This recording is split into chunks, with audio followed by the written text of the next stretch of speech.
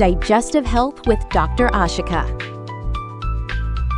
તમે પણ સવારે ઉઠતાની સાથે જ ચા પીવો છો તો એ તમારી સૌથી મોટી ભૂલ હોઈ શકે છે.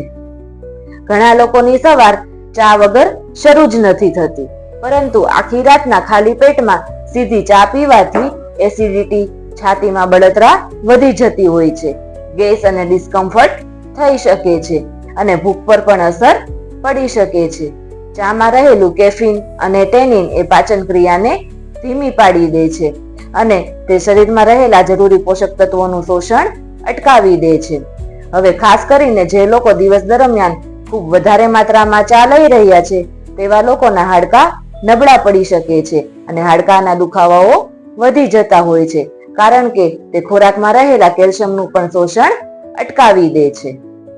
તમારા હાડકાને મજબૂત રાખવા માટે સવારે જાગીને તરત ચા નહીં, પરંતુ 1 થી 2 ગ્લાસ પાણી પીવો.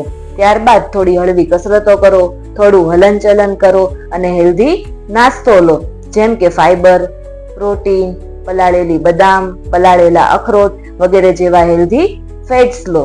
તો સવારની શરૂઆત ચાથી નહીં પરંતુ હાઇડ્રેશનથી કરો.